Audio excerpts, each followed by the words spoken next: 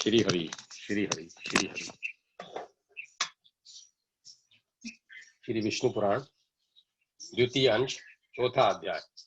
Plush तथा शालमल आदि द्वीपों का विशेष वर्णन। श्री पराशर जी बोले, जिस प्रकार जम्बू द्वीप शार समुद्र से घिरा हुआ है, उसी प्रकार शार समुद्र को घेरे हुए प्लश द्वीप स्थित हैं। जम्बू द्वीप का विस्तार 1,00,000 योजन है और हे ब्राह्मण, पलक्षद्वीप का उससे दूना कहा जाता है। पलक्षद्वीप के स्वामी मेधातिथि के 7 पुत्र हुए। उनमें सबसे बड़ा शांतल्य था और उससे छोटा शिशिर। उसके अनंतर क्रमशः सुखादेय, आनंद, शिव और क्षेमक थे तथा 7वां ध्रुव था।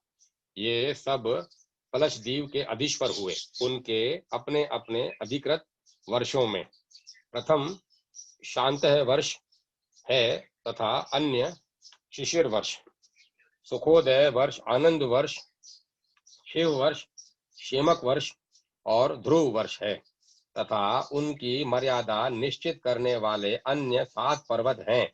हे मुनि श्रेष्ठ, उनके नाम ये हैं, सुनो। गोमेत, चंद्र, नारद, धुंदुबी, सोमक, सुमना और 7वां वेभ्राज।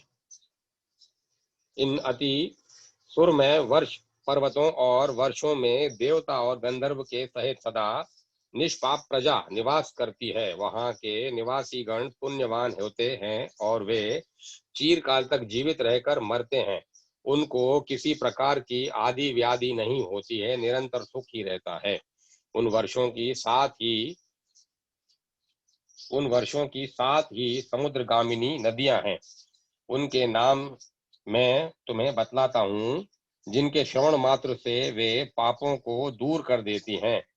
वहां अनुतप्ता, शिखी, विपाशा, त्रिदिवा, अकलमा, अमृता और सुक्रता, ये हैं ही 7 नदियां हैं। यह मैंने तुमसे प्रधान प्रधान पर्वत और नदियों का वर्णन किया है। वहां छोटे छोटे पर्वत और नदियां तो और भी सहस्त्रों हैं। उस देश के हुष्ट पुष्ट लोग सदा उन नदियों का जल पान करते हैं। हे द्विज, उन लोगों में वास अथवा वृद्धि नहीं होती और न उन 7 वर्षों में युग की ही कोई अवस्था है। हे महामते, हे ब्राह्मण, पलक्षद्वीप से लेकर शाक द्वीप पर्यंत 6 द्वीपों में सदा त्रेता युग के समान समय रहता है। उन द्वीपों के मनुष्य सदा निरोग रहकर 5,000 वर्ष तक जीते हैं और उनमें वर्णाश्रम विभाग अनुसार 5 धर्म, अहिंसा, सत्य, अस्तेय, ब्रह्मचर्य और अपरिग्रह वर्तमान रहते हैं। वहां तो 4 वर्ण हैं, वह मैं तुमको सुनाता हूँ। हे मुनिस्तम, उस द्वीप में जो आर्यक, कुरर, विदिश्य और भावी नामक जातियां हैं, वे ही क्रम से ब्राह्मण, क्षत्रिय, वैश्य और शूद्र हैं। हे द्विजोत्तम, उसी में जम्बू वृक्ष के ही परिमाण वाला एक पलश पाकर का वृक्ष है, जिसके नाम से उसकी संज्ञा पलक्षद्वीप हुई है। वहां आर्यकादि वर्णों द्वारा जगत सृष्टा सर्वस्वरूप सर्वेश्वर भगवान हरि का सोम रूप से यजमान किया जाता है। पलक्षद्वीप अपने ही बराबर परिमाण वाले वृत्ताकार इच्छुरस के समुद्र से घिरा हुआ है। हे मैत्रेय, इस प्रकार मैंने तुमसे संक्षेप में पलक्षद्वीप का वर्णन किया। अब तुम शालमल द्वीप का वर्णन सुनो। शालमल द्वीप के स्वामी वीरवर वपुष्मान थे। उनके पुत्रों के नाम सुनो। हे महामुने, वे श्वेत, हरित, जीमुत, रोहित, वेदुत, मानस और सुप्रभ थे। उनके 7 वर्ष उन्हीं के नामानुसार संज्ञा वाले हैं। यह पलक्षद्वीप को घेरने वाला इच्छुरस का समुद्र अपने से दूने विस्तार वाले इस शालमल द्वीप से चारों ओर से घिरा हुआ है। वहां भी रत्नों के अद्भुत स्थान रूप 7 पर्वत हैं जो उसके 7 वर्षों के विभाजक हैं, तथा 7 नदियां हैं। पर्वतों में पहला कुमुद, दूसरा उन्नत और तीसरा बलाहक है, तथा चौथा द्रोणाचल है, जिसमें नाना प्रकार की महौषधियां हैं। 5वां कंक, छठा महिष और 7वां गिरिवर कुकुधान है। अब नदियों के नाम सुनो। ये योनि, तोया, वितृष्णा, चंद्रा, मुक्ता, विमोचनी और निवृत्ति है, तथा स्मरण मात्र से ही सारे पापों को शांत कर देने वाली है। श्वेता, हरित, वेदुत, मानस, जीमुत, रोहित और अति शोभायमान सुप्रभ, ये उसके चारों वर्णों से युक्त 7 वर्ष हैं। हे महामुने, शालमल द्वीप में कपिल, अरुण, पित्त और कृष्ण, ये 4 वर्ण निवास करते हैं, जो पृथक पृथक क्रमशः ब्राह्मण, क्षत्रिय, वैश्य और शूद्र हैं। ये यजनशील लोग सबके आत्मा, अवयव और यज्ञ के आश्रय वायु रूप विष्णु भगवान का श्रेष्ठ यज्ञों द्वारा यजन करते हैं। इस अत्यंत मनोहर द्वीप के देवगण सदा विराजमान रहते हैं। इसमें शालमल सेमल का एक महान वृक्ष है, जो अपने नाम से ही अत्यंत शांतिदायक है। यह द्वीप अपने समान ही विस्तार वाले एक मदिरा के समुद्र से सब और से पूर्णतया घिरा हुआ है, और यह तुरा समुद्र शालमल द्वीप से दूने विस्तार वाले कुश द्वीप द्वारा सब ओर से परिवेष्टित है। कुश द्वीप के वहां के अधिपति ज्योतिष्मान के 7 पुत्र थे। उनके नाम सुनो। वे उद्भिद, वेणुमान, वेरत, लंबन, धृति, प्रभाकर और कपिल थे। उनके नामानुसार ही वहां के वर्षों के नाम पड़े।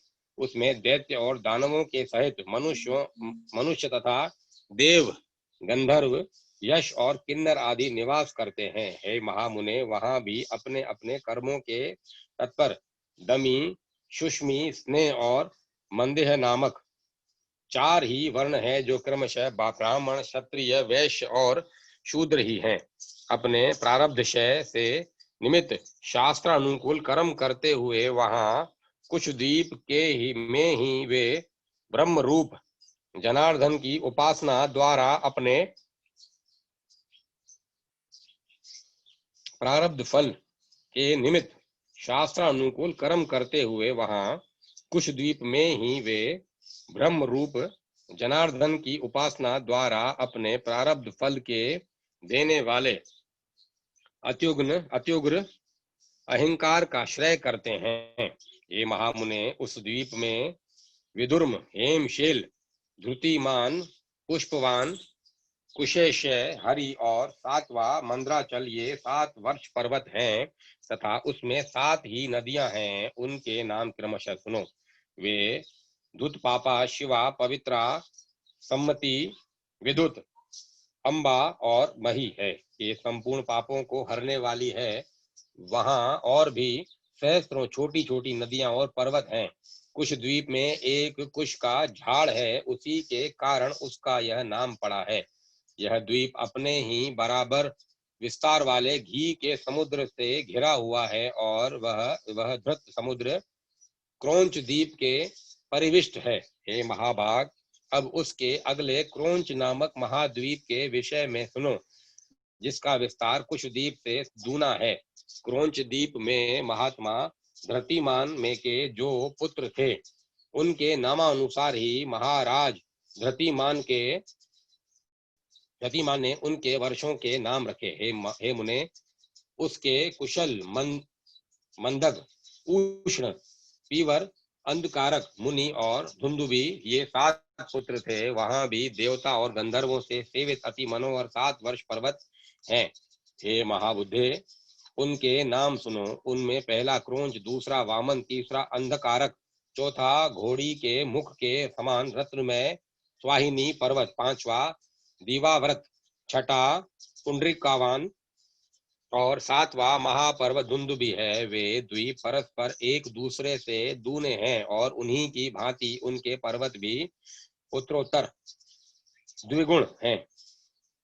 इन सुर में वर्षों और पर्वत श्रेष्ठों के देवगणों के सहित संपूर्ण प्रजा निर्भय होकर रहती है। हे महामुने, वहां के ब्राह्मण, क्षत्रिय, वैश्य और शूद्र कर्म से पुष्कल, धन्य और अतिशय कहलाते हैं। हे मैत्रेय, वहां जिनका जल पान किया जाता है उन नदियों का विवरण सुनो।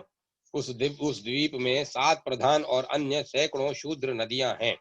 वे 7 वर्ष नदियां गौरी, कुमुद्वती, संध्या, रात्रि, मनोजवा, शांति और पुंडरीका है। वहां भी रुद्र रूपी जनार्दन भगवान विष्णु की पुष्कर आदि वर्णों द्वारा यज्ञादि से पूजा की जाती है। यह क्रोंच द्वीप चारों ओर से अपने तुल्य परिमाण वाले दधि मठे के समुद्र से घिरा हुआ है। और हे महामुने, यह मठे का समुद्र भी शाक द्वीप से घिरा हुआ है, ये जो विस्तार से क्रोंच द्वीप से दूना है। शाक द्वीप के राजा महात्मा भव्य के भी 7 ही पुत्र थे। उनको भी उन्होंने पृथक पृथक 7 वर्ष दिए। ये 7 पुत्र जलद, कुमार, सुकुमार, मरीचक, कुसुमोद, मोदकी और महाद्रुम थे। उन्हीं के नामानुसार वहां क्रमशः 7 वर्ष हैं और वह भी वर्षों का विभाग करने वाले 7 ही पर्वत हैं। द्विज, वहां पहला पर्वत उद्याचल है और दूसरा जलाधार तथा अन्य पर्वत रेवतक, श्याम, अस्ताचल, आंबिके और अति सुरमय गिरिश्रेष्ठ केसरी है।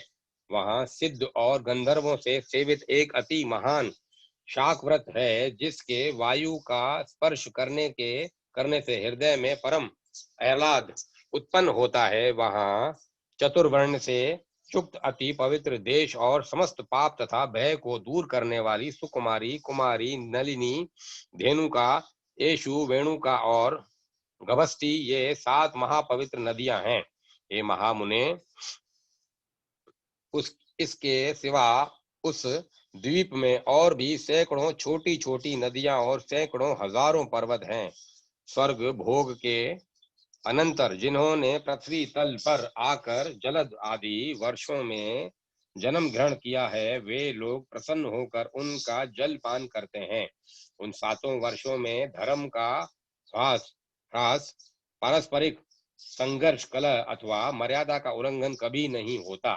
वहां मग, मागध, मानस और मंदक, ये 4 वर्ण हैं। इनमें मग सर्वश्रेष्ठ ब्राह्मण है, मागध क्षत्रिय है, मानस वैश्य है तथा मंदक शूद्र है। हे मुने, शाक द्वीप के शास्त्रानुकूल कर्म करने वाले पूर्वतक चारों वर्णों द्वारा संयत चित्त से विधि पूर्वक सूर्य रूपधारी भगवान विष्णु की उपासना की जाती है। हे मैत्रेय, वह शाकद्वीप अपने ही बराबर विस्तार वाले मंडलाकार दुग्ध के समुद्र से घिरा हुआ है। और हे ब्राह्मण, वह क्षीर समुद्र शाकद्वीप से दूने परिमाण वाले पुष्कर द्वीप से परिविष्टित है। पुष्कर द्वीप में वहां के अधिपति महाराज सवन के महावीर और धातकी नामक 2 पुत्र हुए। अतः उन दोनों के नामानुसार उसमें महावीर खंड और धातकी खंड नामक 2 वर्ष हैं। हे महाभाग, उसमें मानसोत्तर नामक एक ही वर्ष पर्वत कहा जाता है, जो इसके मध्य में वलयाकार स्थित है तथा 50 सहस्त्र योजन ऊंचा और इतना ही सब और गोलाकार फैला हुआ है। यह पर्वत पुष्कर द्वीप रूप गोले को मानो बीच में से विभक्त कर रहा है और इससे विभक्त होने से उसमें 2 वर्ष हो गए हैं। उसमें से प्रत्येक वर्ष और वह पर्वत वलयाकार ही है। वहां के मनुष्य रोग शोक और राग द्वेष आदि से रहित हुए 10 सहस्त्र वर्ष तक जीवित रहते हैं। हे द्विज, उनमें उत्तम अधम अथवा वध्य वधक आदि विरोधी भाव नहीं है, और न उसमें ईर्ष्या असूय भय द्वेष और लोभादि दोष ही है। महावीर वर्ष मानसोत्तर पर्वत के बाहर की ओर है और धातु की खंड भीतर की ओर। इनमें देव और दैत्य आदि निवास करते हैं। दो दो खंडों से युक्त यह पुष्कर द्वीप में सत्य और मिथ्या का व्यवहार नहीं है, और न उसमें पर्वत तथा नदियां ही है। वहां के मनुष्य और देवगण समान वेश और समान रूप वाले होते हैं। हे मैत्रेय, वर्णाश्रमाचार वर्णाश्रमाचार से हीन, काम्य कर्मों से रहित और वेदत्रयी कृषि दंड नीति और सुषुषा आदि से शून्य वे दोनों वर्ष तो मानो अत्युत्तम भौम पृथ्वी के स्वर्ग हैं। हे मुने, उन महावीर और धात की खंड नामक वर्षों के काल समय समस्त ऋतुओं के सुखदायक और जरा तथा रोगादि से रहित रहता है। पुष्कर द्वीप में ब्रह्मा जी का उत्तम निवास स्थान एक न्योघ्रद वट का वृक्ष है, जहाँ देवता और दानवादी से पूजित श्री ब्रह्मा जी विराजते हैं। पुष्कर द्वीप चारों ओर से अपने ही समान विस्तार वाले मीठे पानी के समुद्र से मंडल के समान घिरा हुआ है। इस प्रकार सातों द्वीप 7 समुद्रों से घिरे हुए हैं, और वे द्वीप तथा उन्हें घेरने वाले समुद्र परस्पर समान हैं और उत्तरोत्तर दूने होते गए हैं। सभी समुद्रों में सदा समान जल रहता है, उसमें कभी न्यूनता अथवा अधिकता नहीं होती। हे मुनि श्रेष्ठ, पात्र का जल जिस प्रकार अग्नि का संयोग होने से उबलने लगता है, उसी प्रकार चंद्रमा की कलाओं के बढ़ने से समुद्र का जल भी बढ़ने लगता है। शुक्ल और कृष्ण पक्षों में चंद्रमा के उदय और अस्त से न्यूनाधिक न होते हुए ही जल घटता और बढ़ता है। हे महामुने, समुद्र के जल की वृद्धि और श्रेय 510 उंगुल तक देखी जाती है। हे विप्र, पुष्कर द्वीप में संपूर्ण प्रजा वर्ग सर्वदा बिना प्रश्न के अपने आप ही प्राप्त हुए षड्रस भोजन का आहार करते हैं। स्वादुदक मीठे पानी के समुद्र के चारों ओर लोक निवास से शून्य और समस्त जीवों से रहित उससे दूनी स्वर्णमयी भूमि दिखाई देती है। वहां 10 सहस्त्र योजन विस्तार वाला लोकालोक पर्वत है। वह पर्वत ऊंचाई में भी उतने ही सहस्त्र योजन है। उसके आगे उस पर्वत को सब ओर से आवृत कर घोर अंधकार छाया हुआ है, तथा वह अंधकार चारों ओर से ब्रह्मांड कटाह से आवृत है। हे महामुने, अंडकटाह के सहित द्वीप समुद्र और पर्वतादि युक्त यह समस्त भूमंडल 50 करोड़ योजन विस्तार वाला है। हे मैत्रेय, आकाश आदि समस्त भूतों से अधिक गुण वाली यह पृथ्वी संपूर्ण जगत की आधारभूता और उसका पालन और उद्भव करने वाली है। इति श्री विष्णु पुराणे द्वितीय अंशे 4th अध्याय 5वां अध्याय 7 पातालों का वर्णन।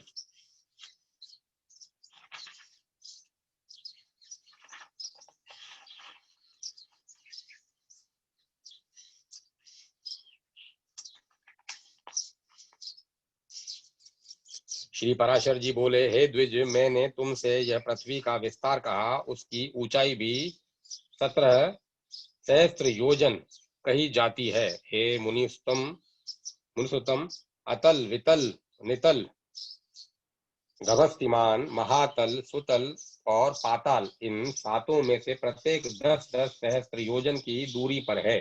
हे मैत्रेय, सुंदर महलों से सुशोभित वहां की भूमियां शुक्ल, कृष्ण, अरुण और पित्तवर्ण की है तथा शकरामयी, कंकरीली, शैली पत्थर की और स्वर्णमयी है।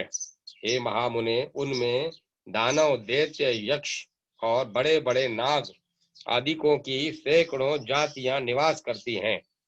एक बार नारद जी ने पाताल लोक से स्वर्ग में आकर वहां के निवासियों से कहा था कि पाताल तो स्वर्ग से भी अधिक सुंदर है, जहां नागगण के आभूषणों से सुंदर प्रभा युक्त आह्लाद कारिणी शुभ्र मणियां जड़ी हुई हैं। उस पाताल को किसके समान कहें, जहां तहां दैत्य और दानवों की कन्याओं से सुशोभित पाताल लोक के में किस मुक्त पुरुष की भी प्रीति न होगी, जहां दिन में सूर्य की किरणें केवल प्रकाश ही करती हैं, घाम नहीं करती, तथा रात में चंद्रमा की किरणों से शीत नहीं होता, केवल चांदनी ही फैलती है, जहां भक्ष्य, भोज्य और महापानादि के भोगों से आनंदित सर्पों तथा दानवादिकों को समय जाता हुआ भी प्रतीत नहीं होता, जहां सुंदर वन, नदियां, रमणीय सरोवर और कमलों के वन हैं, जहां नरकों कीलों की सुमधुर कूक गूंजती है एवं आकाश मनोहारी है।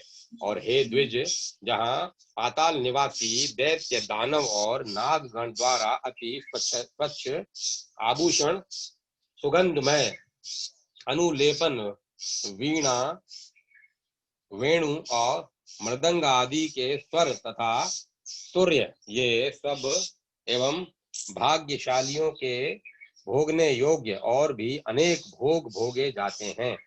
पातालों के नीचे विष्णु भगवान का शेष नामक जो तमोमय विग्रह है, उसको उसके गुणों का दैत्य तथा दानव भी वर्णन नहीं कर सकते।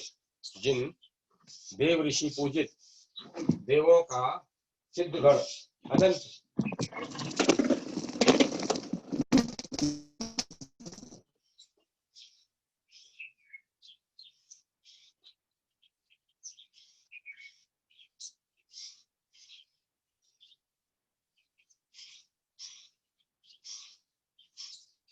जिन देव ऋषि पूजित देव का सिद्धगण अनंत कहकर बखान करते हैं, वे अति निर्मल, स्पष्ट, स्वास्तिक,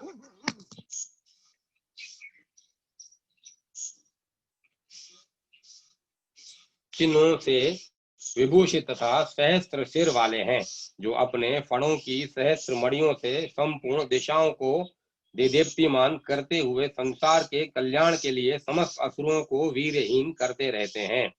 मद के कारण अरुण नयन सदैव एक ही कुंडल पहने हुए तथा मुकुट और माला आदि धारण किए, जो अग्नि युक्त श्वेत पर्वत के समान सुशोभित हैं, मद से उन्मुक्त हुए जो नीलांबर तथा श्वेत हारों से सुशोभित होकर मेघमाला और गंगा प्रवाह से युक्त दूसरे कैलाश पर्वत के समान विराजमान हैं, जो अपने हाथों में हल और उत्तम मूसल धारण किए हुए हैं तथा जिनकी उपासना शोभा और वारुणी देवी स्वयं स्वयं मूर्तिमती होकर करती है।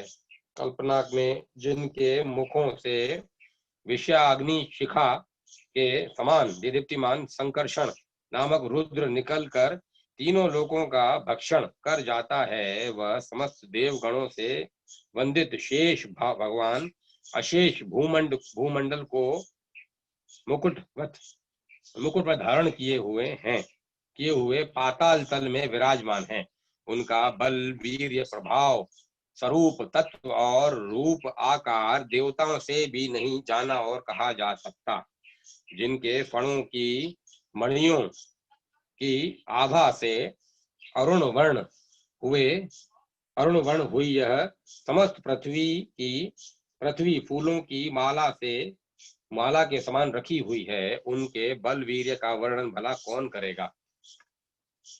जिस समय मदमत नयन शेष जी जमुहाई लेते हैं, उस समय समुद्र और वन आदि के सहित यह संपूर्ण पृथ्वी चलायमान हो जाती है।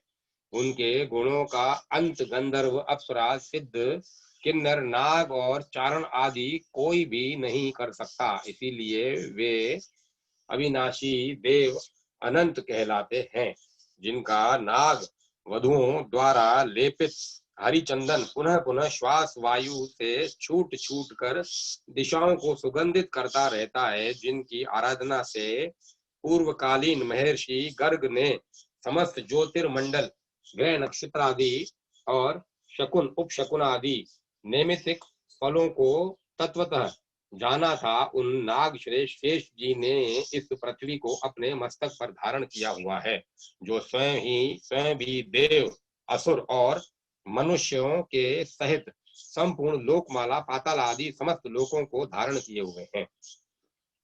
इति श्री विष्णु पुराणे द्वितीय अंशे पंचमो अध्याय, छठा अध्याय, भिन्न भिन्न नरकों तथा भगवान नाम के महात्म्य का वर्णन। श्री पराशर जी बोले, हे विप्र, तदंतर पृथ्वी और जल के नीचे नरक भी, जिसमें पापी लोग गिराए जाते हैं, हे महामुने, उनका विवरण सुनो। रोरव, सूकर, रोद, ताल, विश्रन, महाज्वाल, तप्त कुंभ, लवण, विलोहित, रुधिरांभ, वेत्रणी, क्रमिश, कुर्मी भोजन, असीपत्रवन, कृष्ण, लाला भक्ष, दारुण, कुव, पाप, वहिक ज्वाल, अंधशिरा, संदश, कालसूत्र, तमस, आवीची, शव भोजन, अप्रीतिष्ट और अप्रची, ये सब तथा उनके सिवाय और भी अनेकों महाभयंकर नरक हैं, जो यमराज के शासनाधीन हैं और अति दारुण शस्त्र भय तथा अग्नि भय देने वाले हैं, और जिसमें जो पुरुष पापरत होते हैं वे ही गिरते हैं। जो पुरुष कूट साक्षी, झूठा गवाह अर्थात जानकर भी न बतलाने वाला या कुछ का कुछ कहने वाला होता है, अथवा जो पक्षपात से यथार्थ नहीं बोलता और जो मिथ्या भाषण करता है, वह रोरव नरक में जाता है। हे मुनिस्तम, भ्रूण गर्भ नष्ट करने वाले, ग्राम नाशक और गो हत्यारे लोग रोध नामक नरक में जाते हैं, जो श्वासोच्छ्वास को रोकने वाले हैं। मदपान करने वाला, ब्रह्मघाती, सुवर्ण चुराने वाला तथा जो पुरुष इनका संग करता है, ये सब सूकर नरक में जाते हैं। क्षत्रिय अथवा वैश्य का वध करने वाला ताल नरक में, तथा गुरु स्त्री के साथ गमन करने वाला भग्निगामी और राजदूतों को मारने वाला पुरुष तत्कुंड नरक में जाता है। सती स्त्री को बेचने वाला, कारागृह रक्षक, अश्व विक्रेता और भक्त पुरुष का त्याग करने वाला, ये सब लोग तप्त लोह नरक में गिरते हैं।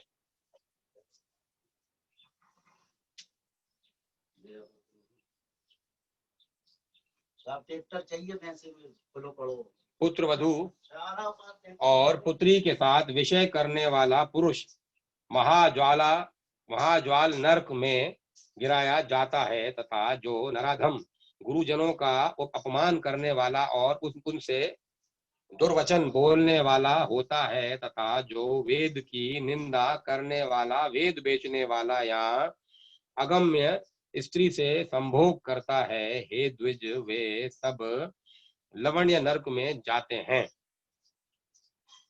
चोर तथा मर्यादा का उल्लंघन करने वाला पुरुष विलोहित नरक में गिरता है। देव, द्विज और पितृगण से द्वेष करने वाला तथा रत्न को दूषित करने वाला क्रमी भक्ष नरक में, और अनिष्ट यज्ञ करने वाला क्रमी नश नरक में जाता है। जो नराधम पितृगण, देवगण और अतिथियों को छोड़कर उनसे पहले भोजन कर लेता है, वह अति उग्र लाला भक्ष नरक में जाता पड़ता है। और बाण बनाने वाला वेदक नरक में जाता है। जो मनुष्य करणी नामक बाण बनाते हैं और जो खड्ग आदि शस्त्र बनाने वाले हैं, वे अति दारुण विषस नरक में गिरते हैं। असत प्रतिग्रह दूषित उपायों से धन संग्रह करने वाला आयाज्य याजक और नक्षत्रोपजीवी नक्षत्र विद्या को न जानकर भी उसका ढोंग रचने वाला पुरुष अधोमुख नरक में पड़ता है। आहस निष्ठुर कर्म करने वाला पुरुष प्योव नरक में जाता है तथा पुत्र मित्रादि की वंचना करके अकेले ही स्वादु भोजन करने वाला और लाख मांस, रस, तिल और लवण आदि बेचने वाला ब्राह्मण भी उसी प्युव नरक में गिरता है। हे द्विज श्रेष्ठ, बिलाव, कुक्कड़, छाग, अश्व, शूकर आदि पक्षियों को जीविका के लिए पालने से भी पुरुष उसी नरक में जाता है। नट या मलवृत्ति से रहने वाला धीवर या कर्म करने वाला कुंड, उपपति से उत्पन्न संतान और अन्न खाने वाला, विष देने वाला, चुगलखोर, स्त्रियों की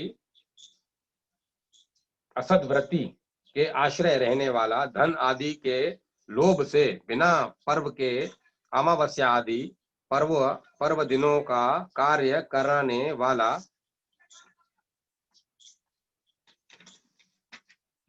द्विज घर में आग लगाने वाला, मित्र की हत्या करने वाला, शकुन आदि बताने वाला, ग्राम का पुरोहित तथा सोम मदिरा बेचने वाला, ये सब रुद्रांधक अंध नरक में गिरते हैं। यज्ञ अथवा ग्राम को नष्ट करने वाला पुरुष वेतणी नरक में जाता है तथा जो लोग वीर्यपातादि करने वाले, खेतों की बाढ़ तोड़ने वाले, अपवित्र और छल वृत्ति के आश्रय रहने वाले होते हैं, वे कृष्ण नरक में गिरते हैं। जो वृथा ही वनों को काटता है, वह 80 पत्र वन नरक में जाता है। मेक्षोपजीवी, गडरिये और व्याध गण वहीन ज्वाल नरक में गिरते हैं। और हे द्विज, जो कच्चे घड़ों अथवा ईंट आदि को पकाने के लिए उनमें अग्नि डालते हुए भी उस व्याहनी ज्वाल नरक में ही जाते हैं। व्रतों को लोप करने वाले तथा अपने आश्रम में पतित दोनों ही प्रकार के पुरुष संदश नामक नरक में गिरते हैं। जिन ब्रह्मचारियों का दिन में और सोते समय बुरी भावना से वीर्यपात हो जाता है अथवा जो अपने ही पुत्रों से पढ़ते हैं, वे लोग शव भोजन नरक में गिरते हैं। इस प्रकार ये तथा अन्य सैकड़ों हजारों नरक हैं जिनमें दुष्कर्मी लोग नाना प्रकार की यातनाएं भोगा करते हैं। उन उपरोक्त पापों के समान और भी सहस्त्र पाप कर्म हैं, उनके फल मनुष्य भिन्न भिन्न नरकों में भोगा करते हैं। जो लोग अपने वर्णाश्रम धर्म के विरुद्ध मन, वचन अथवा कर्म से कोई आचरण करते हैं, वे नरक से गिरते हैं। अधोमुख नरक निवासियों को स्वर्गलोक में देवगण दिखाई दिया करते हैं और देवता लोग नीचे के लोक में नरक की जीवों को देखते हैं। पापी लोग नरक भोग के अनंतर कर्म से स्थावर, क्रमी, जलचर, पक्षी, पक्षु, मनुष्य, धार्मिक पुरुष, देवगण तथा मुमुक्षु होकर जन्म ग्रहण करते हैं। हे महाभाग, मुमुक्षु पर्यंत इन सब में दूसरों की अपेक्षा पहले प्राणी संख्या में सहस्त्र गुण अधिक है। जितने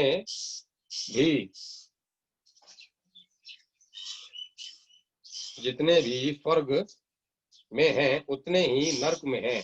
जो पापी पुरुष अपने पाप का प्रायश्चित नहीं करते वे ही नरक में जाते हैं। भिन्न भिन्न पापों के अनुरूप जो जो प्रायश्चित है उन्हीं उन्हीं को महर्षियों ने वेदार्थ का स्मरण करके बताया है। हे मैत्रेय, स्वयंभू, मनु आदि स्मृतिकारों ने महान पापों के लिए महान और अल्पों के लिए अल्प प्रायश्चितों की व्यवस्था की है, किंतु जितने भी तपस्यात्मक और कर्मात्मक प्रायश्चित हैं उन सब के श्री कृष्ण स्मरण सर्वश्रेष्ठ है।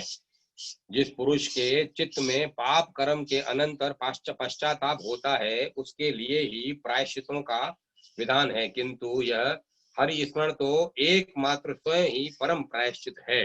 प्रातः काल, सायंकाल, रात्रि में अथवा मध्याह्न में किसी भी समय श्री नारायण का स्मरण करने से पुरुष के समस्त पाप तत्काल क्षीण हो जाते हैं। श्री विष्णु भगवान के स्मरण से समस्त पाप राशि के भस्म हो जाने से पुरुष मोक्ष पद प्राप्त कर लेता है। स्वर्ग लाभ तो उसके लिए विघ्न रूप माना जाता है। हे मैत्रेय,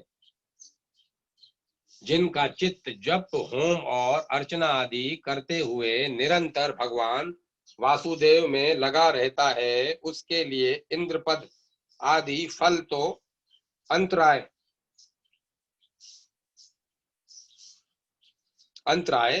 विघ्न है। कहाँ तो पूर्व जन्म के चक्र में डालने वाली स्वर्ग प्राप्ति और कहाँ मोक्ष का सर्वोत्तम बीज वासुदेव नामक नाम का जप। इसीलिए कहाँ तो पूर्व जन्म के चक्र में डालने वाली स्वर्ग प्राप्ति और कहाँ मोक्ष का सर्वोत्तम बीज वासुदेव नाम का जप। इसीलिए हे मुने, श्री विष्णु भगवान का अहर्निश स्मरण करने से संपूर्ण पाप क्षीण हो जाने के कारण मनुष्य फिर नरक में नहीं जाता। चित्त को प्रिय लगने वाला ही स्वर्ग है और उसके विपरीत अप्रिय लगने वाला ही नरक है। हे द्विजोतम, पाप और पुण्य ही के दूसरे नाम नरक और स्वर्ग हैं। तब की एक ही वस्तु सुख और दुख तथा ईर्ष्या और कोप का कारण हो जाती है तो उसमें वस्तुतः नियत स्वभावत्व ही कहा है, क्योंकि एक ही वस्तु कभी प्रीति की कारण होती है तो वही दूसरे समय दुखदायिनी हो जाती है, और वही कभी क्रोध की हेतु होती है तो कभी प्रसन्नता देने वाली हो जाती है। अतः कोई भी पदार्थ दुख में नहीं है और न कोई सुख में है।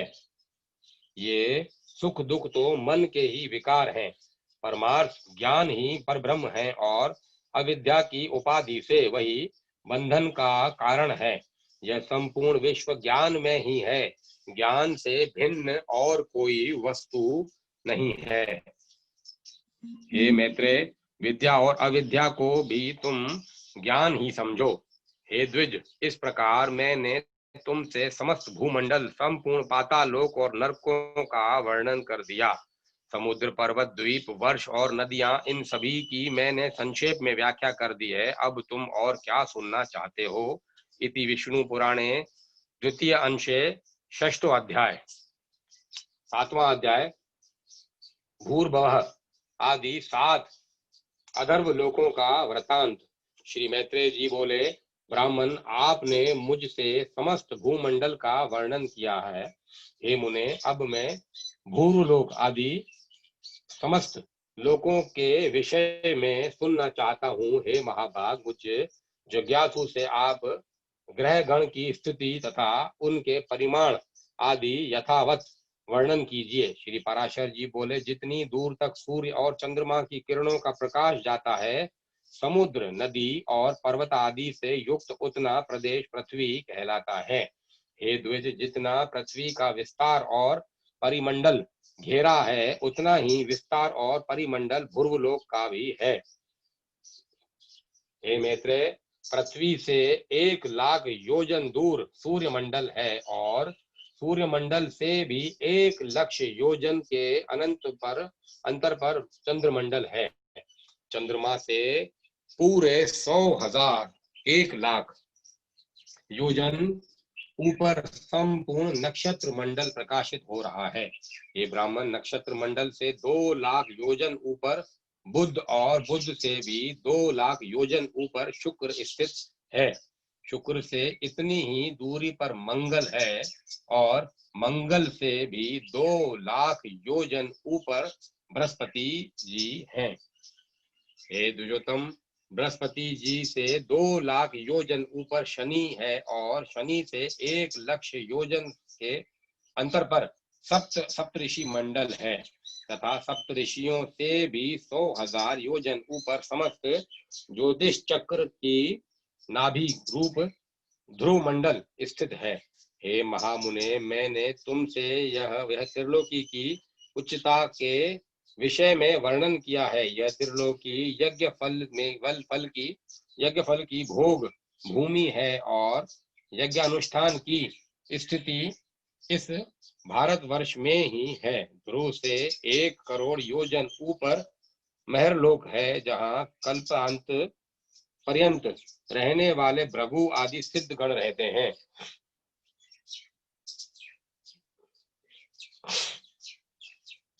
हे मैत्रेय, उससे भी 2 करोड़ योजन ऊपर जनलोक है जिनमें ब्रह्मा जी के प्रख्यात पुत्र निर्मल चित सनकादि रहते हैं। जनलोक से चौगुना अर्थात 8 करोड़ योजन ऊपर तपलोक है। वहां वेराज नामक देवगणों का निवास है जिनका कभी भा नहीं होता। कपलोक से 6 गुना अर्थात 12 करोड़ योजन के अंतर पर सत्यलोक सुशोभित है जो ब्रह्मलोक भी कहलाता है और जिसमें फिर न मरने वाले अमरगण निवास करते हैं। जो भी पार्थिव वस्तु चरण संचार के योग्य है वह भूलोक ही है। उसका विस्तार में कह चुका। हे मुनि श्रेष्ठ, पृथ्वी और सूर्य के मध्य में जो सिद्ध गण और मुनि गण सेवित स्थान है वही दूसरा भूलोक है। हे मुनि श्रेष्ठ, पृथ्वी और सूर्य के मध्य में जो सिद्ध गण और मुनि गण सेवित स्थान है वही दूसरा भूलोक है। सूर्य और ध्रुव के बीच जो 14 लक्ष योजन का अंतर है उसी को लोक स्थिति का विचार करने वालों ने स्वर्लोक कहा है। हे मैत्रेय, ये भू भव स्वः कृतक त्रिलोक्य कहलाते हैं और जन तप और सत्य ये तीनों अकृतक लोक है। इन कृतक और अकृतक त्रिलोकियों के मध्य में महरलोक कहा जाता है जो कल्पांत में केवल जन शून्य हो जाता है, अत्यंत नष्ट नहीं होता, इसीलिए यह कृत का कृत कहलाता है। हे मैत्रेय, इस प्रकार मैंने तुमसे ये 7 लोक और 7 ही पाताल कहे। इस ब्रह्मांड का बस इतना ही विस्तार है। यह ब्रह्मांड कपित्य केथ के बीज के समान ऊपर नीचे सब और अंडकटा से घिरा हुआ है। हे मैत्रेय, यह अंड अपने से 10 गुने जल से आवृत है और वह जल का संपूर्ण आवरण अग्नि से घिरा हुआ है। अग्नि वायु से और वायु आकाश से परिविष्टित है तथा आकाश भूतों के कारण तामस अहंकार और अहंकार महत्व से घिरा हुआ है। हे मैत्रेय, ये सातों उत्तरोत्तर एक दूसरे से 10 गुने हैं। मैं तत्व को भी प्रधान ने आवृत कर रखा है।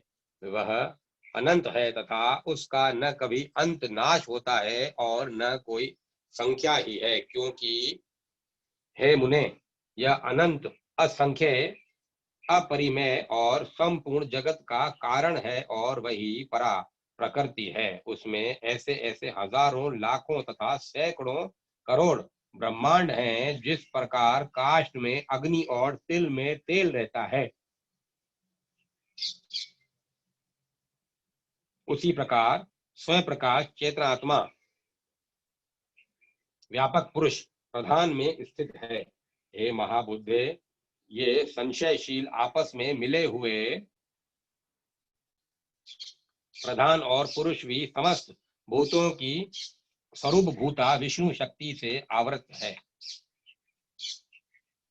हे महामते, यह विष्णु शक्ति ही प्रत्येक प्रलय के समय उनके पार्थक्य और स्थिति के समय उनके सम्मिलन की हेतु है तथा सागरांभ के समय वही उनके शोभ की कारण है। जिस प्रकार जल के संसर्ग से वायु सैकड़ों जल कणों को धारण करता है, उसी प्रकार भगवान विष्णु की शक्ति भी प्रधान पुरुष में जगत को धारण करती है। हे मुने, जिस प्रकार आदि बीज से ही मूल, स्कंद और शाखा आदि के सहित वृक्ष उत्पन्न होता है और तदंतर उससे और भी बीज उत्पन्न होते हैं तथा उन बीजों से अन्य वृक्ष उत्पन्न होते हैं और वे भी उन्हीं लक्षण, द्रव्य और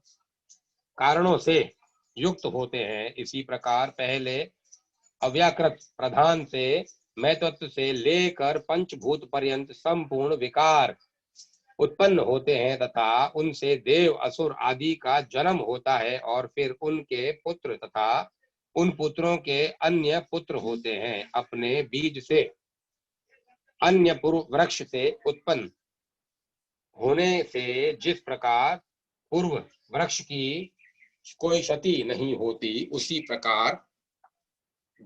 उसी प्रकार अन्य प्राणियों से उत्पन्न होने से उनके जन्मदाता प्राणियों का हास नहीं होता। जिस प्रकार आकाश और काल आदि सन्निधि मात्र से ही वृक्ष के कारण होते हैं, उसी प्रकार भगवान श्री हरि भी बिना परिणाम के ही विश्व के कारण है। हे मुनिस्तम, जिस प्रधान धान के बीज में मूल, नाल, पत्ते, अंकुर, तना, कोश, पुष्प, शीर, कंडुल, तुष और कण भी रहते हैं तथा अंकुर उत्पत्ति की हेतुभूत भूमि और जल आदि सामग्री के प्राप्त होने पर वे प्रकट हो जाते हैं, उसी प्रकार अपने अनेक पूर्व कर्मों में स्थित देवता आदि विष्णु शक्ति का आश्रय पाने पर आविर्भूत हो जाते हैं, जिससे यह संपूर्ण जगत उत्पन्न हुआ है, जो स्वयं जगत रूप से स्थित है, जिसमें यह स्थिति है तथा जिसमें यह लीन हो जाएगा, वह पर ब्रह्म ही विष्णु भगवान है। वह ब्रह्म ही उन विष्णु का परम धाम पर स्वरूप है। वह पद सत्य और असत दोनों से विलक्षण है तथा उससे अभिन्न हुआ ही है। संपूर्ण चराचर जगत उससे उत्पन्न हुआ है। वही अव्यक्त मूल प्रकृति है, वही व्यक्त स्वरूप संसार है। उसी में यह संपूर्ण जगत लीन होता है तथा उसी के आश्रय स्थित है। यज्ञादि क्रियाओं का कर्ता वही है, यज्ञ रूप से उसी का यजन किया जाता है और उन यज्ञादि का फल स्वरूप भी वही है तथा यज्ञ के साधन रूप जो स्त्रुवा आदि हैं, वे सब भी हरि के अतिरिक्त और कुछ नहीं है। इति श्री विष्णु पुराणे द्वितीय अंशे सप्तमो अध्याय।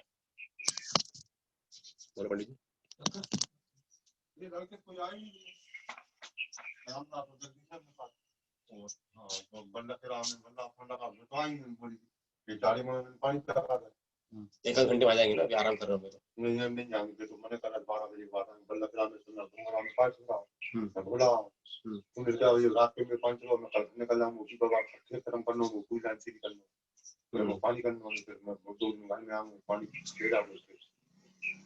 तो ये जो दिन वाले जो सीधे सीधे लगाते हैं, वो पानी जिनका चल रहा है अहमद वाले में और उसमें सीधा पानी चल रहा है, उनमें छोड़ के उनको ले आना फिर दिन को। अभी पूछ रहा है क्या करें, जगी काय के लिए? बोले, हे सुवर्त, मैंने तुमसे यह ब्रह्मांड की स्थिति कही, अब सूर्य आदि ग्रहों की स्थिति और उनके परिमाण सुनो। हे मुनि श्रेष्ठ, सूर्य देव के रथ का विस्तार 9000 योजन है तथा उससे दूना उसका ईश दंड जुआ और रथ के बीच का भाग है। उसका धुर्रा 1.5 करोड़ 7 लाख योजन लंबा है, जिसमें उसका पहिया लगा हुआ है। उस पूर्वान, मध्यान्ह और पराहन रूप 3 नाभि, परिवत्सरादि 5 अरे और षड ऋतु रूप 6 नेमी वाले अक्षय स्वरूप संवत्सरात्मक चक्र में संपूर्ण काल चक्र स्थित है। 7 छंद ही उसके घोड़े हैं। उनके नाम सुनो। गायत्री, बृहति, पुष्णिक, जगति, त्रिष्टुप, अनुष्टुप और पंती। ये छंद ही सूर्य के 7 घोड़े कहे गए हैं। हे महामते, भगवान सूर्य के रथ का दूसरा धुर्रा 45.5 सहस्त्र योजन लंबा है। दोनों धुरों के परिमाण के तुल्य ही उसके युगार्धों जुआ का परिमाण है। इनमें से छोटा धुर्रा उस रथ के एक युगार्ध जुए के सहित ध्रुव के आधार पर स्थित है और दूसरे धुर्रे का चक्र मनासोत्तर पर्वत पर स्थित है। इस मानसोत्तर पर्वत के पूर्व में इंद्र की, दक्षिण में यम की, पश्चिम में वरुण की और उत्तर में चंद्रमा की पुरी है। इन पुरियों के नाम सुनो। इंद्र की पुरी वस्वोक सारा है, यम की संयमनी है, वरुण की सुखा है तथा चंद्रमा की विभावरी है। हे मैत्रेय, ज्योतिष चक्र के सहित भगवान भानु दक्षिण दिशा में प्रवेश कर घोड़े छोड़े हुए बाणों के समान तीव्र वेग से चलते हैं।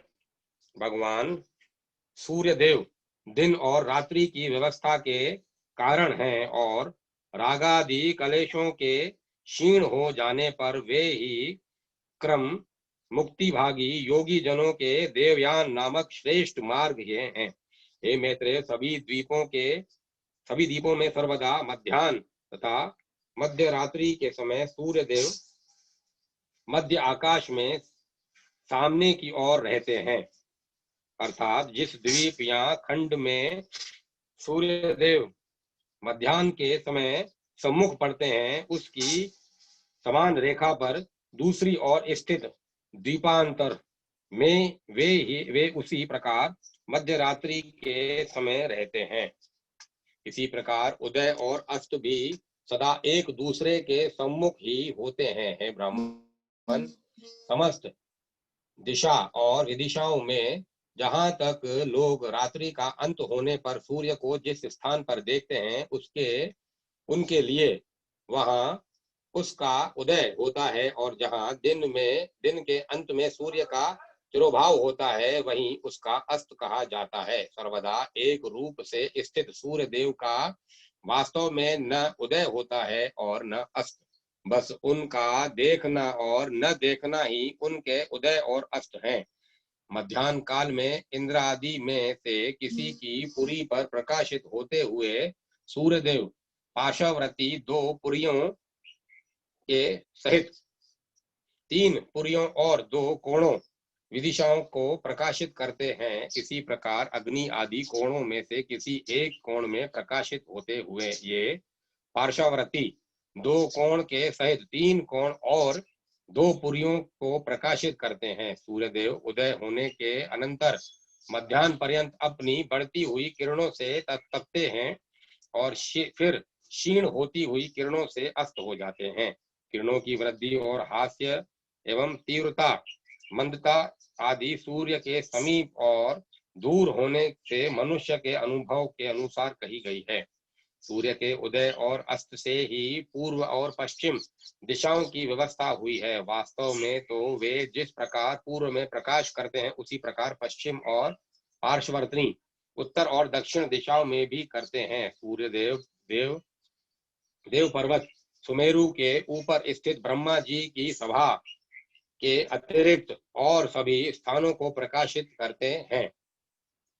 उनकी जो किरणें ब्रह्मा जी की सभा में जाती हैं वो वे उसके तेज से निरस्त होकर उल्टी लौट आती हैं। सुमेरु पर्वत समस्त द्वीप और वर्षों के उत्तर में है, इसीलिए उत्तर दिशा में मेरु पर्वत पर सदा एक और दिन और दूसरी ओर रात रहते हैं। रात्रि के समय सूर्य के अस्त हो जाने पर उसका तेज अग्नि में प्रविष्ट हो जाता है, इसीलिए उस समय अग्नि दूर ही से प्रकाशित होने लगता है। इसी प्रकार हे द्विज, दिन के समय अग्नि का तेज सूर्य में प्रविष्ट हो जाता है, अतः अग्नि के संयोग से ही सूर्य अत्यंत प्रखरता से प्रकाशित होता है। इस प्रकार सूर्य और अग्नि के प्रकाश तथा उष्णता में तेज परस्पर मिलकर दिन रात में वृद्धि को प्राप्त होते रहते हैं।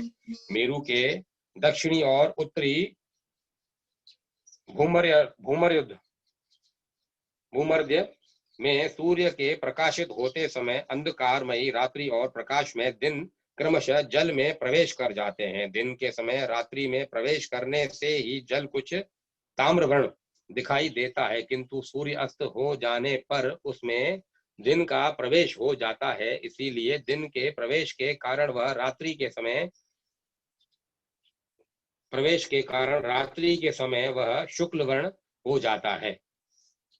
इसी प्रकार जब सूर्य पुष्कर द्वीप के मध्य में पहुंचकर पृथ्वी का तीसरा भाग पार कर लेता है तो उसकी वह गति एक मुहूर्त की होती है, अर्थात उतने भाग के अतिक्रमण करने में उसे जितना समय लगता है वही मुहूर्त कहलाता है। हे द्विज, कुलाल चक्र कुम्हार के चाक के सिरे पर घूमते हुए जीव के समान भ्रमण करता हुआ वह सूर्य पृथ्वी के तीसों भागों का अतिक्रमण करने पर एक दिन रात्रि करता है।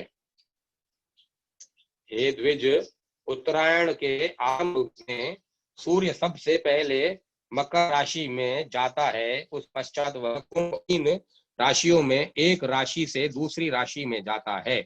इन तीनों राशियों को भोग चुकने पर सूर्य रात्रि और दिन को समान करता हुआ वैशुवती गति का अवलंबन करता है, अर्थात वह भूमध्य रेखा के बीच में ही चलता है। उसके अनंतर नित्य प्रति रात्रि क्षीण होने लगती है और दिन बढ़ने लगता है। फिर मेष तथा वृष राशि का अतिक्रमण कर मिथुन राशि से निकलकर उत्तरायण की अंतिम सीमा पर उपस्थित हो वह कर्क राशि में पहुंचकर दक्षिणायन का आरंभ करता है। जिस प्रकार कुलाल चक्र के सिरे पर स्थित जीव अति शीघ्रता से घूमता है, उसी प्रकार सूर्य भी दक्षिणायन को पार करने में अति शीघ्रता से चलता है, अतः वह अति शीघ्रता पूर्वक वायु वेग से चलते हुए अपने उत्कृष्ट मार्ग को थोड़े समय में ही पार कर लेता है। हे द्विज, दक्षिणायन में दिन के समय शीघ्रता पूर्वक चलने से उस समय के 13.5 नक्षत्रों को सूर्य 12 मुहूर्तों में पार कर लेता है, किंतु रात्रि के समय मंदगामी होने पर उतने ही नक्षत्रों को 18 मुहूर्तों में पार करता है। कुलाल चक्र के मध्य में स्थित जीव जिस प्रकार धीरे धीरे चलता है, उसी प्रकार उत्तरायण के समय सूर्य मंद गति से चलता है, इसीलिए उस समय वह थोड़ी सी भूमि भी अति दीर्घ काल में पार करता है। अतः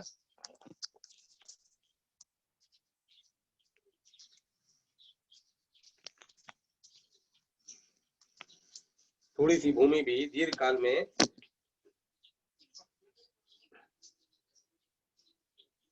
पार करता है। अतः उत्तरायण का अंतिम दिन 18 मुहूर्त का होता है। उस दिन भी सूर्य अति मंद गति से चलता है और ज्योतिष चक्रार्थ के 13.5 नक्षत्रों को एक दिन में पार करता है, किंतु रात्रि के समय वह उतने ही 13.5 नक्षत्रों को 12 मुहूर्तों में ही पार कर लेता है।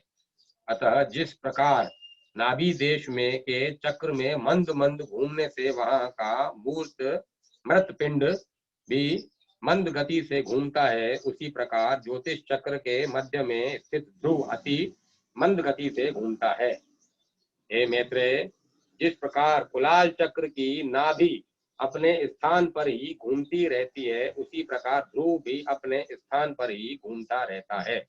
इस प्रकार उत्तर तथा दक्षिण सीमाओं के मध्य में मंडलाकर घूमते रहने से सूर्य की गति दिन अथवा रात्रि के समय मंद अथवा शीघ्र हो जाती है। जिस अयन में सूर्य की गति दिन के समय मंद होती है, उसमें रात्रि के समय शीघ्र होती है, तथा जिस समय रात्रि काल में शीघ्र होती है, उस समय दिन में मंद हो जाती है। हे द्विज, सूर्य को सदा एक बराबर मार्ग ही पार करना पड़ता है। एक दिन रात्रि में यह समस्त राशियों को भोग कर लेता है, राशियों का भोग कर लेता है।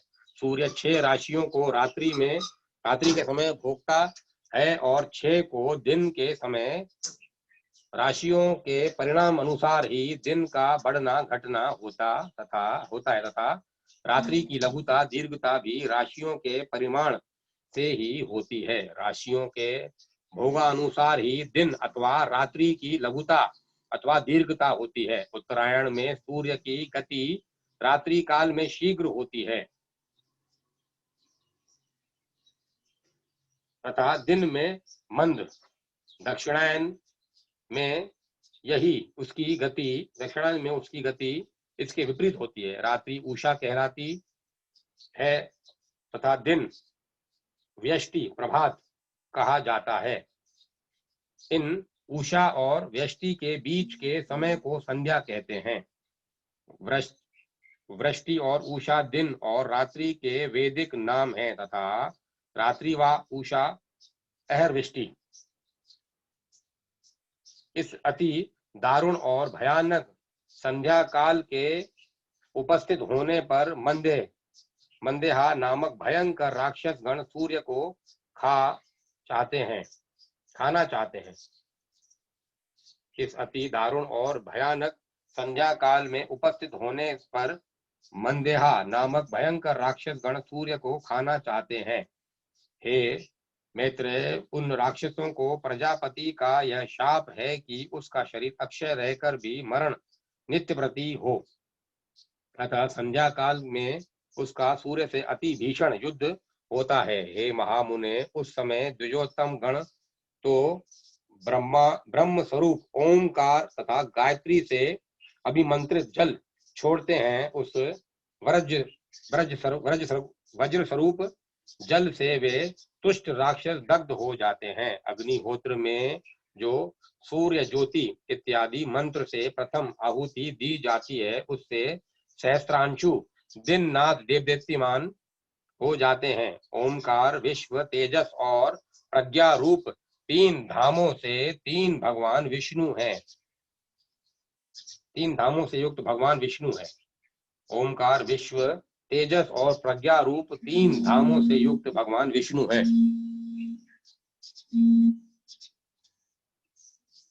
भगवान विष्णु है तथा संपूर्ण वाणियों, वेदों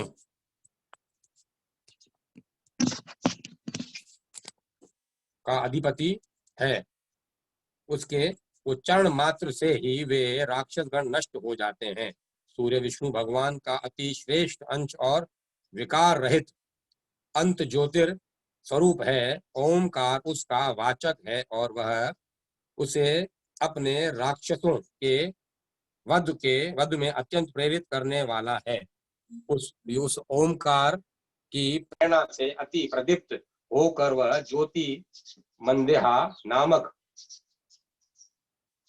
संपूर्ण पापी राक्षसों को दग्ध कर देती है। इसीलिए संध्या उपासना कर्म का उल्लंघन कभी न करना चाहिए। जो पुरुष संध्या उपासना नहीं करता वह भगवान सूर्य का घात करता है। तदंतर उन राक्षसों का वध करने के पश्चात भगवान सूर्य संसार के पालन में प्रवृत्त हो बाल खिलयावादी ब्राह्मणों से सुरक्षित होकर गमन करते हैं। 15 निमेष की एक काष्ठा होती है और 30 काष्ठा की एक कला गिनी जाती है। 30 कलाओं का एक मुहूर्त होता है और 30 मुहूर्तों के संपूर्ण रात्रि दिन होते हैं। दिन का हास अथवा वृद्धि क्रमशः प्रातः काल, मध्य काल, मध्याह्न काल आदि दिव्यांशों के हास वृद्धि के कारण होते हैं, किंतु दिनों के घटते बढ़ते रहने पर भी संध्या सर्वदा समान भाव से एक मुहूर्त ही होती है। उदय से लेकर सूर्य की 3 मुहूर्त की गति के काल को प्रातः काल कहते हैं। यह संपूर्ण दिन का 5वां भाग होता है। इस प्रातः काल के अनंतर 3 मुहूर्त का समय समगव कहलाता है तथा संगव काल के पश्चात 3 मुहूर्त का मध्याह्न होता है। मध्याह्न काल से पीछे का समय उपराह्न कहलाता है। इस काल भोग को भी बुद्ध जन 3 मुहूर्त का ही बताते हैं। उपराह्न के बीतने पर सायाह्न आता है। इस प्रकार संपूर्ण दिन में 15 मुहूर्त और प्रत्येक दिव्यांश हैं। 3 मुहूर्त होते हैं। वैश्वत दिवस 15 मुहूर्त का होता है, किंतु उत्तरायण और दक्षिणायन में के क्रमशः उसके वृद्धि और हास्य होने लगते हैं। इस प्रकार उत्तरायण के दिन रात्रि का ग्रास करने लगता है और दक्षिणायन में रात्रि दिन का ग्रास करती रहती है। शरद और वसंत ऋतु के मध्य में सूर्य के तुला अथवा मेष राशि में जाने पर विषुव होता है। उस समय दिन और रात्रि समान होते हैं। सूर्य के कर्क राशि में उपस्थित होने पर दक्षिणायन कहा जाता है और उसके मकर राशि पर आने से उत्तरायण कहलाता है। हे ब्राह्मण, मैंने जो 30 मुहूर्तों के एक रात्रि दिन कहे हैं उसे 15 रात्रि दिवस का एक पक्ष कहा जाता है। 2 पक्षों का एक मास होता है और 2 सौर मास की एक ऋतु है। 3 ऋतुओं का एक अयन है तथा 2 अयन ही मिलाकर एक वर्ष कहे जाते हैं।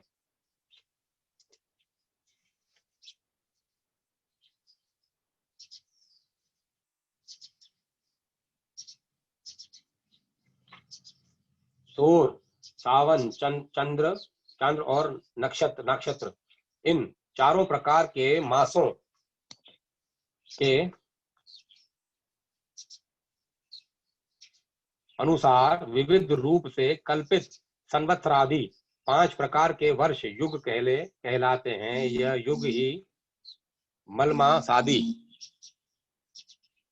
सब प्रकार के काल निर्णय का कारण कहा जाता है। इनमें पहला संवत्सर, दूसरा परिवत्सर, तीसरा विद्वत्सर, चौथा अनुवत्सर और 5वां वत्सर है। यह काल युग नाम से विख्यात है। श्वेत वर्ष के उत्तर में जो श्रृंगवान नाम से विख्यात पर्वत है उसके 3 श्रृंग हैं, जिनके कारण वह श्रृंगवान कहा जाता है। उनमें से एक श्रृंग उत्तर में, एक दक्षिण में तथा एक मध्य में है। मध्य श्रृंग ही वैशुवत है। शरद और वसंत ऋतु के मध्य में सूर्य इस वैशुवत श्रृंग पर आते हैं। अतः हे मैत्रेय, मेष अथवा तुला राशि के आरंभ में तिमिरा सूर्यदेव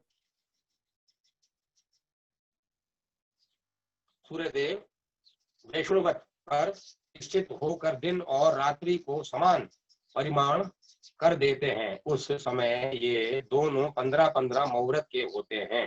हे मुने, जिस समय सूर्य कृत्तिकान नक्षत्र के प्रथम भाग अर्थात मेष राशि के अंत में तथा चंद्रमा निश्चय ही विशाखा के चतुर्थांश अर्थात वृश्चिक के आरंभ में हो, अथवा जिस समय सूर्य वैशाखा के तृतीय भाग अर्थात तुला के अंतिमांश का भोग करते हों और चंद्रमा वृत्तिका के प्रथम भाग अर्थात मेषांत में स्थित जान पड़े, तभी यह विशुभ नामक अति पवित्र काल कहा जाता है। इस समय देवता, ब्राह्मण और पितृगण के उद्देश्य से संयत चित्त होकर दान आदि देने चाहिए।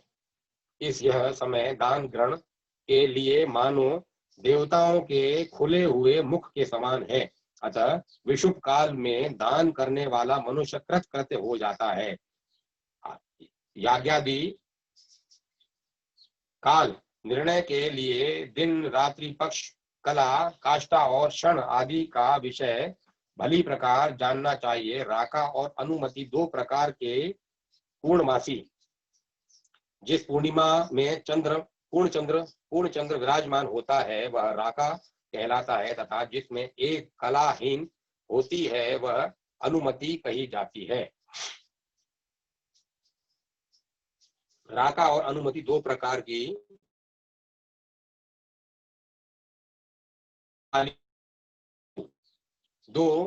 की अमावस्या होती है। दृष्ट चंद्रा अमावस्या का नाम सिनी वाली है और नष्ट चंद्र का नाम कुहू है।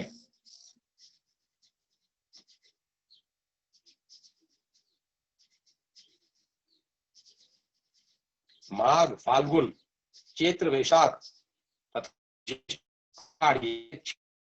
उत्तरायण होते हैं।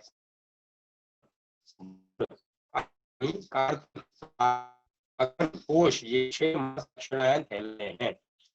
पहले तुमसे जो पर्वत का वर्णन है उसी लोकपाल निवास करते करदम के पुत्र शंखनाद और रोमा तथा केतु ये चारों निर्द्वंद, निरभिमान, निरालक्ष्य और निष्परही ग्रह लोकपाल गण लोकालोक पर्वत की चारों दिशाओं में स्थित है, जो अगस्त के उत्तर और अजविथी के दक्षिण में वैश्वनर मार्ग से भिन्न मृगविथि नामक मार्ग है, वही पितृयान पथ है। उस पितृयान मार्ग में महात्मा मुनिजन रहते हैं, जो लोग अग्निहोत्री होकर प्राणियों की उत्पत्ति के आरंभक ब्रह्म वेद की स्तुति करते हुए यज्ञानुष्ठान के लिए उदत हो कर्म का आरंभ करते हैं। वह पितृयान उनका दक्षिण मार्ग है। वे युगांतर में विच्छिन्न हुए वैदिक धर्म की संतान तपस्या, वर्णाश्रम, मर्यादा और विविध शास्त्रों के द्वारा पुनः स्थापना करते हैं। पूर्वतन धर्म प्रवर्तक ही अपनी उत्तरकालीन संतान यहाँ उत्पन्न होते हैं और फिर उत्तरकालीन धर्म प्रचारक गण अपने यहाँ संतान रूप से उत्पन्न हुए अपने पितृगण के कुलों में जन्म लेते हैं। इस प्रकार वे व्रतशील महर्षि गण चंद्रमा और तारा गण की स्थिति पर्यंत सूर्य के दक्षिण मार्ग में पुनः पुनः आते जाते रहते हैं।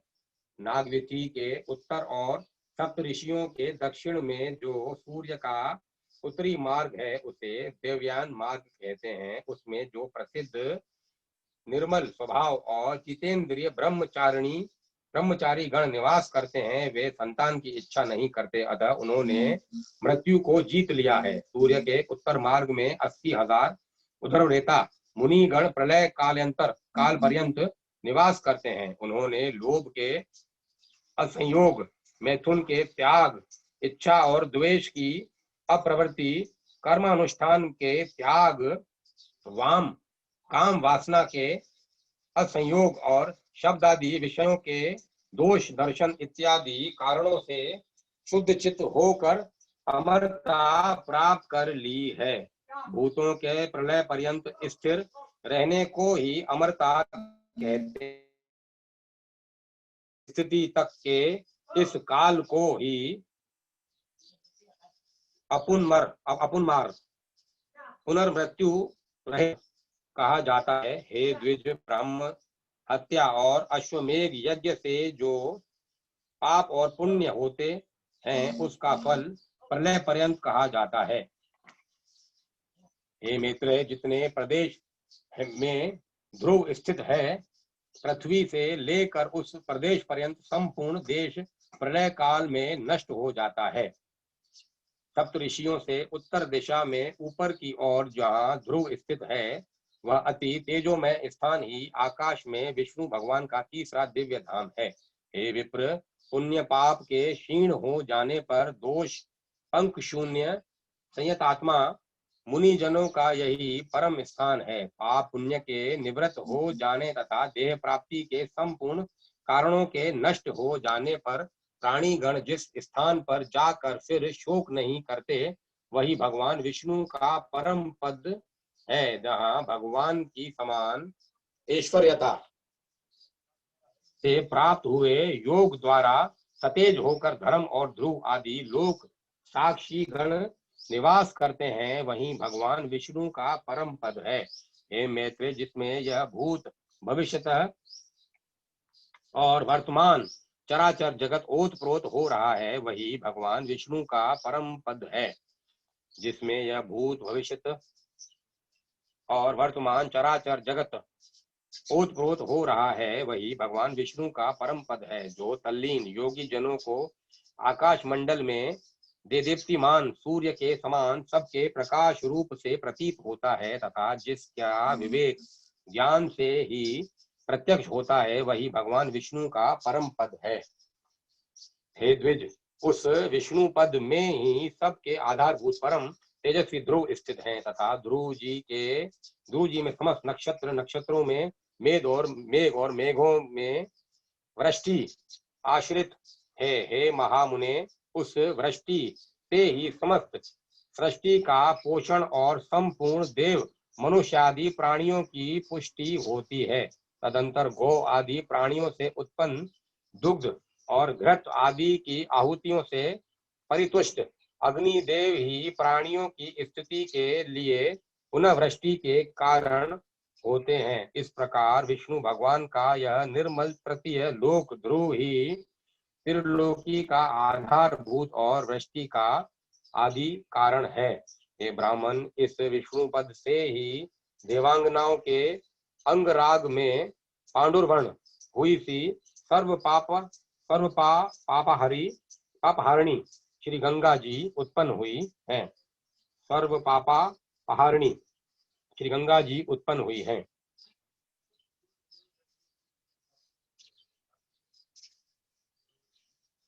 विष्णु भगवान के वाम चरण कमल के अंगूठे के नख रूप स्तोत्र से निकली हुई इन गंगा जी को ध्रुव दिन रात अपने मस्तक पर धारण करता है। तदंतर जिनके जल में खड़े होकर प्राणायाम परायण सप्तऋषिगण उनकी तरंग भंगी से जटा कलाप के कंपायन होते हुए अघमर्षण मंत्र का जप करते हैं तथा जिनके विस्तृत जल समूह से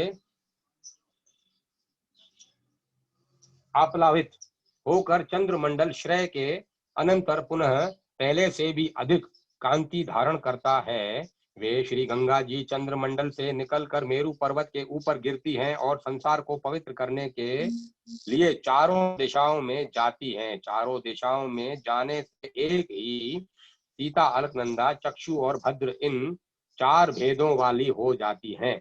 जिसके अलकनंदा नामक दक्षिणीय भेद को भगवान शंकर ने अत्यंत प्रीतिपूर्वक 100 वर्ष से भी अधिक अपने मस्तक पर धारण किया था, जिसने श्री शंकर के जटा कलाप से निकलकर पापी सगर पुत्रों के अस्थि चूर्ण को आप्लावित कर उन्हें स्वर्ग में पहुंचा दिया।